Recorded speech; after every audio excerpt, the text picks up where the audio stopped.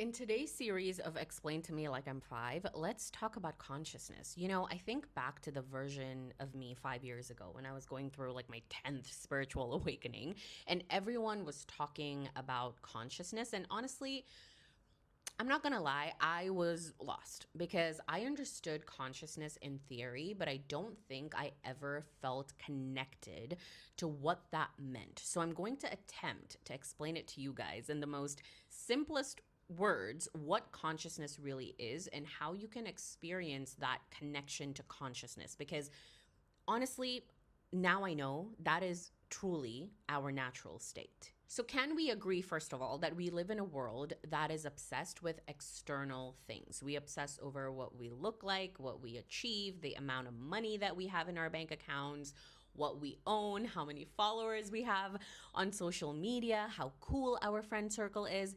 This identity, who I am, Silkina, this identity might get caught up in all of that. And there's nothing wrong with these external things. Like, I have to say that again and again. It's only bad when we solely identify with it. But when we go beyond identity, we can start to ask ourselves, what is the thing that is experiencing all of this? Who is experiencing Silkina?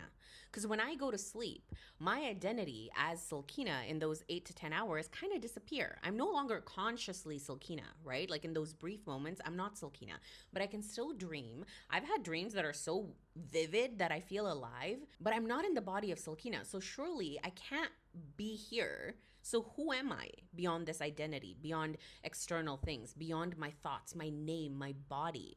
Well, this text that I'm studying, called the Shiva Sutras, it's part of a non-dual tantric tradition called Kashmir Shaivism. It's 1,000-year-old text, and there's a verse in there that says Chaitanya Atma, consciousness is the self. You are not your personality, you are not your stories and that voice in your head. You are pure, boundless awareness.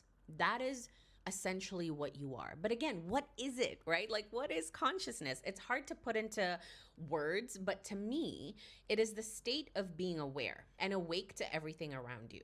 And it is the reason why everything exists. It's what remains when you strip away the thoughts and the emotions and the identity.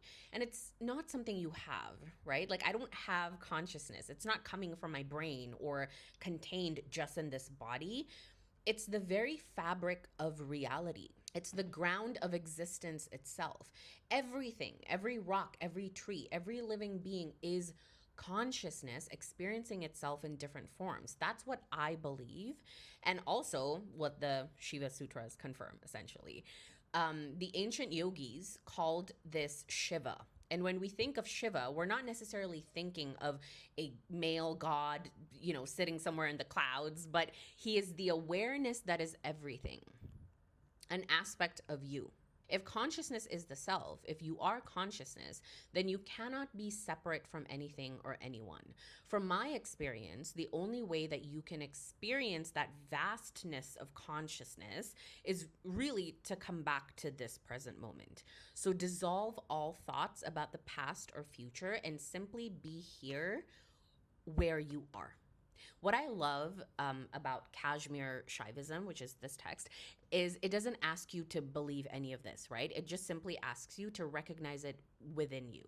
And this also reminds me of Michael Singer and his story that he shared in his book, The Untethered Soul, one of my ultimate favorite books, by the way. But he had a moment of realizing that he was not entirely Michael Singer, because all these thoughts that were running in his head, like, he was able to step back and recognize that if I can hear and observe these thoughts, I must not be it. Like, the fact that I can hear this voice in my head means there is something else that is listening and observing these thoughts. And that is usually the first step to a spiritual awakening. So if you're feeling that way, you're not alone. Come to this side of the internet, follow my page, because this is literally all I talk about. I genuinely cannot shut up about this. I love exploring the soul and mind potential. Anyway, let me know what you guys think. What is your definition of consciousness? I want to hear what you think in the comments below.